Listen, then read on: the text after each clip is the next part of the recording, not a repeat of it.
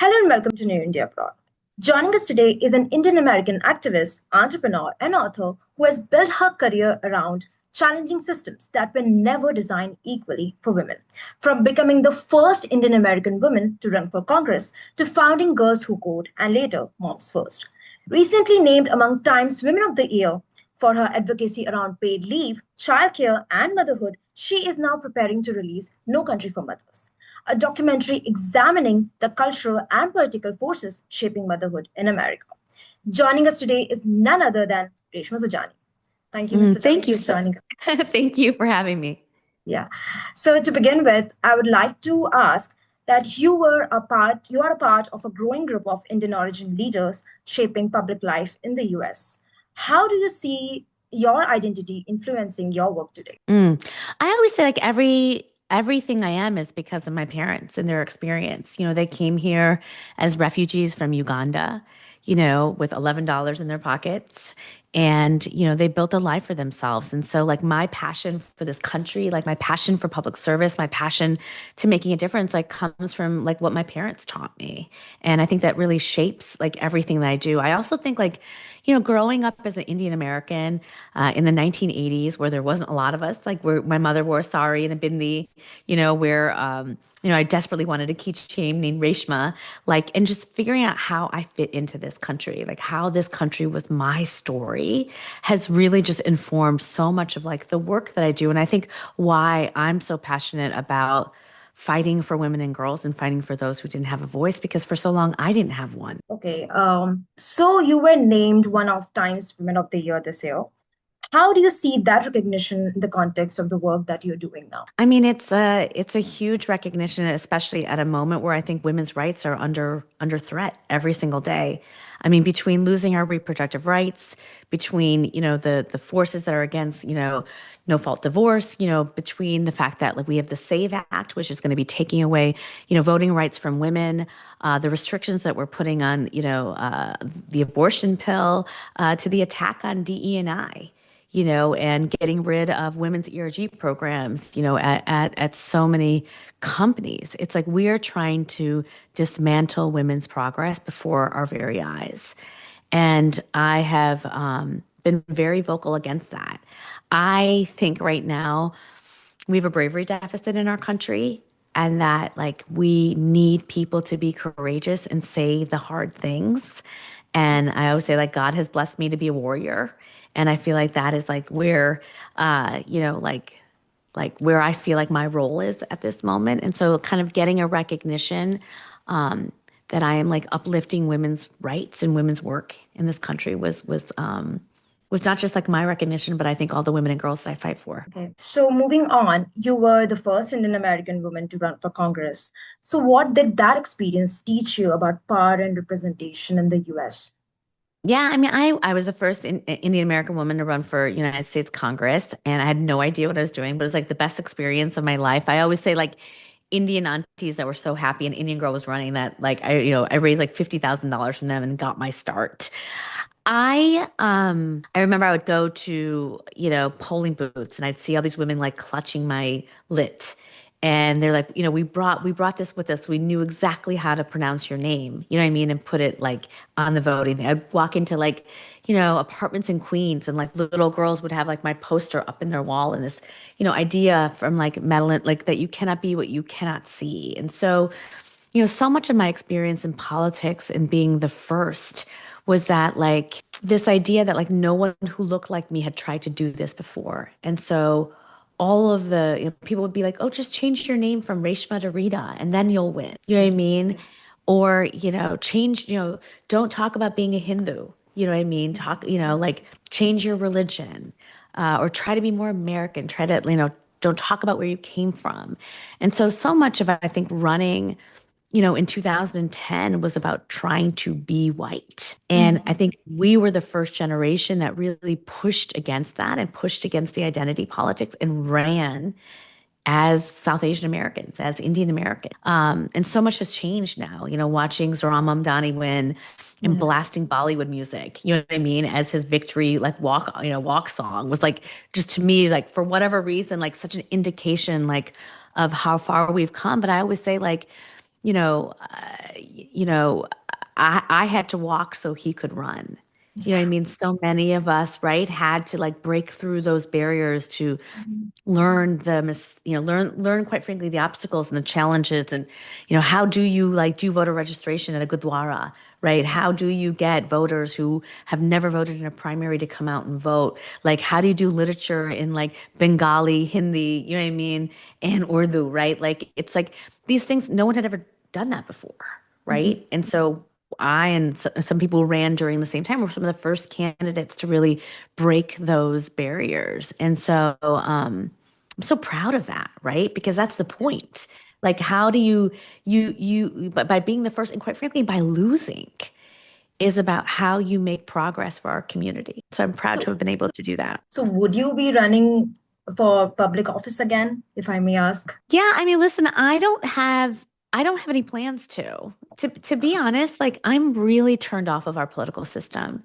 Like someone said to me the other day, like you need to either be an assassin or have assassins in order to win. And I'm not an assassin, nor do I have assassins around me. Mhm. Meaning like I don't want to be corrupt. I don't want to have to lie. I don't want to have to cheat. I don't want to have to rage bait. I don't want to have to like I'm not that narcissistic or my ego is not that big that I need that title to make change. And I think one of the things that I've been able to do by building Moms First and by building Girls Who Code is been able to make real change. I mean, I've taught 800,000 girls in America to code. Like we've changed the graduation rates from 14, 15%. Like to 40%. I have my students that are finding cures to cancer. You know what I mean? Are building the next AI companies like that are solving our biggest problems. We've, led the movement to really, get to universal childcare in our country. I've been able to make real change. I mean, changed millions of lives, like by being outside of the system. And so the question is like, what happened when you run? Someone would really have to convince me that I would be able to make even more change, for the lives of people if I was in political office. And I'm just not convinced right now about that. Okay. So, since most of the work that you do is around the significant part of your work is around motherhood, uh, and it was you have said that it was a turning point in your life. So, what did you Yeah. change? What changed in you personally after you become a mother? I think there was something about becoming a mother during COVID that evangelized you. And I Mhm. think the reason is because partially it's because like in the pandemic you saw that like, oh my God, it's not me. I'm not a bad mother. Like we have no childcare in our country. We have no paid leave in our country. We like frown upon flexibility. Like it's not that I'm doing it wrong. The system is broken. And I think this idea of moving this conversation from the personal to the Mhm. structural was new, and it was a new way of really understanding kind of American motherhood. I also think the other thing during the pandemic, we actually did give moms grace. We actually did provide some childcare supports. We did allow you to work from home. You know what I mean? We did not make you hide your children from your Zoom screen. We were like all of a sudden like, oh my God, like people have kids. Like, wow, like we should have empathy or grace or respect for that. And then the minute the pandemic was done, we turned it all off.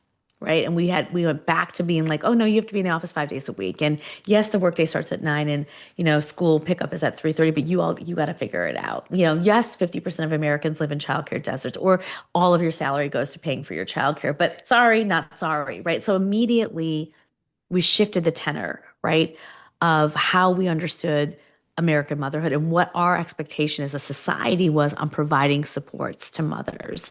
And that really pissed me off. It really pissed me off. And I saw very clearly I have spent since the time I was 13 years old, I've been working on women's rights and women's equality and women's opportunity.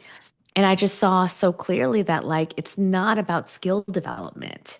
It's not about mentorship and sponsorship and learning even how to code. We're not the problem. The problem is our structure, our society, because 80% of women will become mothers.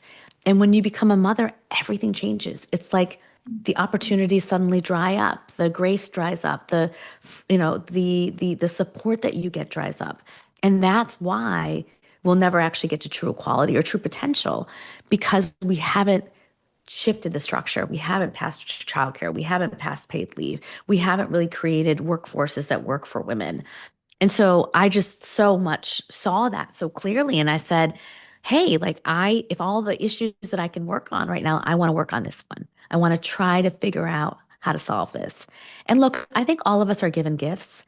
I think like my God-given, talent has been my ability to communicate. And I think on a lot of these issues, whether it was gender and technology, or whether it's American motherhood or childcare as an economic issue, we needed to change the American psyche and understanding about these issues. And so we needed to change the consciousness of women and girls and mothers, right, on these issues. And that is something that I feel like through relentless communication, I have been given the gift to be able to do. And so I knew that that's the work I needed to do. Okay. So now talking about the elephant in the room, the documentary. Yeah. So No Country for Mothers argues that motherhood in America is impossible Mhm. by design. What Yep. do you believe are the clearest example of that design today? So I mean, right, the film is an investigation into the lies that we've told throughout American history to distract and divide mothers. And to me, like when I say that motherhood is broken by design, and what I mean by that is like, why is the workday end at 6 and school pickup is at 3:30, right? Why do we, have mothers and families pay more for their childcare than their mortgage? Why do 1 out of 4 women go back to work 2 weeks after having a baby? Like mothers are not broken. The system is. And we're too divided to fix it. And so what this film really focuses on is like, what are those divisions? How were they created? And like, what is the consequence of those culture wars? And so, what you'll find is that every time women start making progress, we'll introduce a culture war that will then divide them. And the biggest culture war that you see right now is the culture war between being a trad wife and being a girl boss. If you go on Instagram today, it's as if we are selling you only two options. You can either be milk a cow and stay at home, or you can hustle so hard that you never see your children. And as I've traveled the country, like most women can't afford to do either one of, right? And so what most women want is something in the middle. They want to be able to work so they can put food on the table and maybe achieve their dreams, but they also want to be able to like pick their kids up at pickup or take them to the doctor's appointment without lying about it, or maybe like bake cookies for them. They want to actually spend time being a mother. And so but the reason why, right, we're not able to pass the policies that will enable us to do both is because we spend all of our time being wrapped up in these culture wars and defending our choices on Instagram or Facebook, right? And that then becomes a distraction from us breaking down the system and fighting for these policies that we know will allow us to get what we all want, which is something in the middle. Okay. So why was it important for you to examine those historical patterns from the 1950s and till today? Yeah. Because I think like I don't think we're ever going to win universal childcare unless we end the culture wars.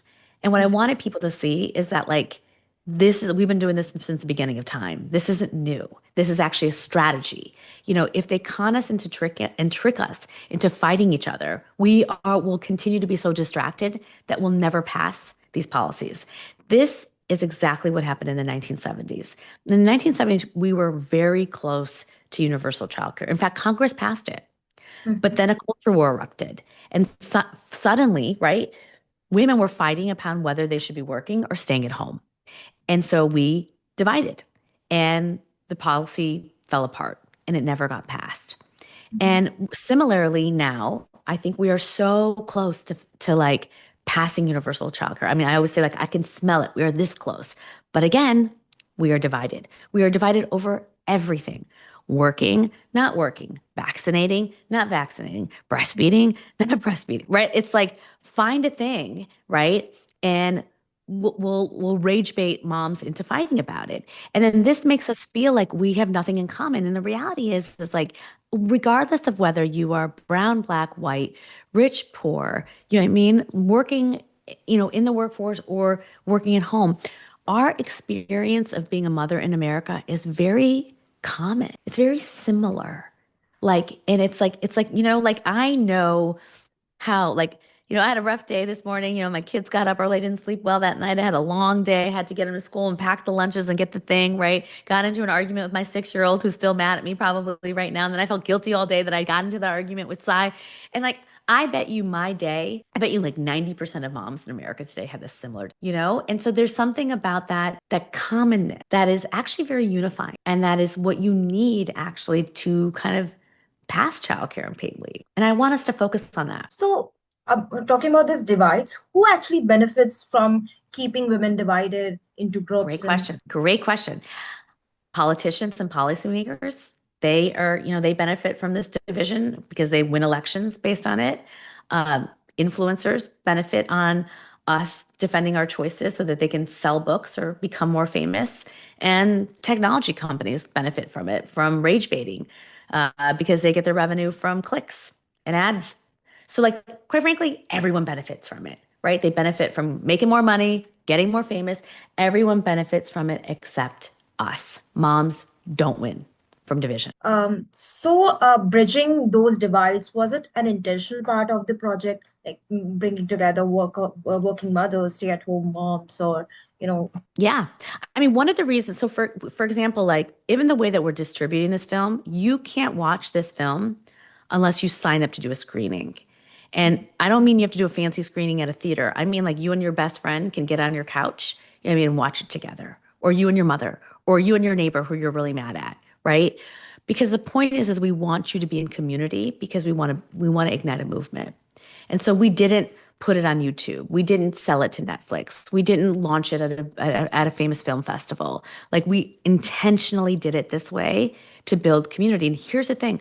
We have 2,500 associate producers that are moms that are part of this. We won the world record on it. Never Yeah. been done before.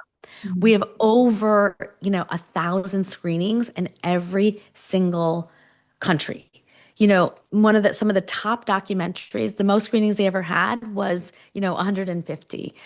We had over 1 million people watch our trailer, right? So it's like the amount of like excitement and energy. I mean, I was talking to, a reporter this morning, and she said, I watched it and I just started crying within the first 3 minutes. And like it's igniting that kind of emotion. And the film is just, the film will too. It's beautiful because you're like, oh my God, it's me. Like, that's my story. And like, it's not ordinary. It's not typical. It's not my fault. Like, and it's like being seen and being heard is so powerful and important. I think it's the only way you can actually change things. So you've described motherhood in US as a national crisis.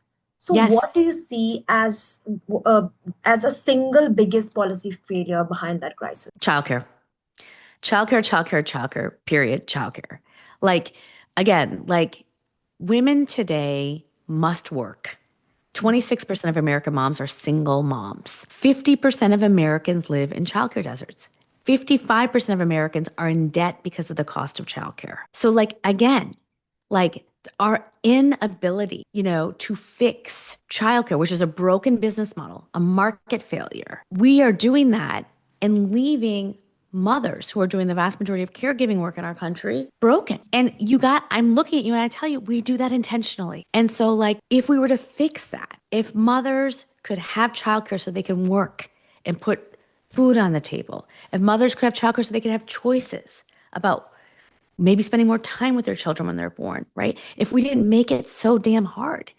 Every mother in America today is just praying that she can make it through the week without her child getting sick and without her car breaking down because of the cost of childcare. So do you see this primarily as an economic issue, a political issue, or a gender issue, or Oh, all it's a three great at once? question. All three, but it is primarily an economic issue, meaning that like if we were to pull one lever that would change the course for American families, give them some breath so that if their mother gets sick or if their car does break down, that they will not spiral into financial ruin, it would be bringing down the cost of childcare. right? Like if you did that one thing, and what's happened in Vermont, New Mexico, other governors have seen this, and they said, when we have a little extra revenue, where should I put it? Where can I deploy it that would change the consequences for families? They always pick childcare, number one. So that's why it's an economic issue. The question then is like, well, how do we find the political will? And so sometimes you find a leader like Governor Hochul or Mamdani, you know what I mean, or the governor of New Mexico or Vermont, who recognizes that, like, okay, I am actually going to, like, I got some money, I have some resources, this is where I'm gonna put it. But a lot of people don't. And so, how do you make the president of the United States or the governors of all 50 states, how do you make them have the political will, which is So, what this film is about, right? yeah. So you talked about the level of participation has broke all the records. So what did the level of participation tell you about the moment that we are in right now? We're so powerful. We're more powerful than we know. Okay. We actually can change everything. I always say that when we decide we're done, we will be done. And I think that this film is going to put the nail in the coffin. Okay. So what kind of change are you hoping this film to build, like beyond the film So itself? yeah, I think it's two. So I think one, I want this film to ignite a movement to pass universal childcare in every single state in the country, which is why it's so important to have these screenings because then women start coming together and you have the voting base that you need to pass some of these policies. The second thing I want this film to do is like again, like end the culture wars. Like if we refuse to participate, if we refuse to take the bait, right? Next time, a girl boss or a trad wife, you see something, you refuse to take the bait, and you instead figure out like, what do I have in common with one another as a mother, and we come together across divides, all divides. That's how change is going to happen. So that's the other piece of this. Like I want us to have a new identity in America that is has us kind of coming together. And so we don't when we don't point the finger at another and say, well, you're a bad mom, or you should do this, or why didn't you do this? Like we don't participate in the system. So, do you see any similarities in the struggles that have been faced by mothers in India or in developing countries, as opposed to a developed country? Yeah, I mean, listen, I think many countries have far more respect for their mothers and for mothers than we do here in this country. We're very much lacking that. I mean, you see this when you're riding the subway and we don't immediately get up when you see someone who's pregnant or that infrastructure, quite frankly. I mean, I live in New York City and like no one thought that maybe there are women with strollers. How are they going to make it down the subway steps? You know what I mean? Like just didn't even think about it, or when we have remote school on a snow day, well, who's logging my 6-year-old onto a computer, right? So like we just don't think of the mother in America, and I think in other countries, entire cities are designed around parenthood, right? So I think that that is a huge kind of distinction between America and other countries like India. It takes a village. Yeah, I mean, think about how much reverence I had for my ba. You know what I mean? And like how you revere your mother, right? Like she's like a bhagwan, Mhm. right? Like she is so important. Even the way we care, even the way that we don't care for our elderly parents here, right? Like it's just it's a distinctly American cultural thing that has to change.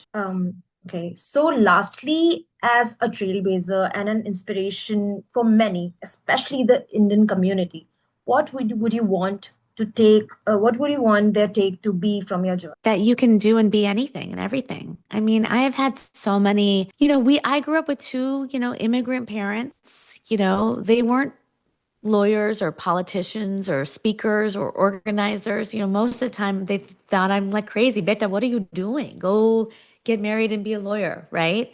I couldn't ask, I mean, them for help or support. I didn't have a network of people to call up and, give me resources. Like I had to kind of figure it out on my own. And I think it's the hustle and the grit and the resiliency that our parents raised us with that has been such a gift.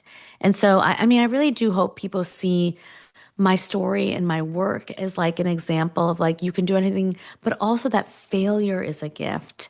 I think in Indian families, we just don't encourage failure as much, or we try to be ashamed of it or hide it, and for me, everything I've been able to do is because I failed, is because I didn't get something or because I was qualified for it, but they didn't pick me, they didn't see me.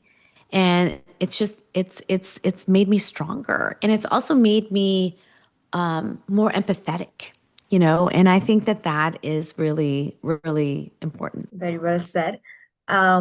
So congratulations on the documentary. We wish you the Thank very you. best Oh, for. thank you. Thank you. Well, I'm such a big, India Abroad's been such a big part of my community ever since I've been a little girl. So I'm so grateful for everything that you're doing and the organization does. So thank you so much for highlighting my work and our work. So I really appreciate that. Thank you so much for giving us this opportunity to sit with Thank us you. and to talk about the documentary. Thank you so much.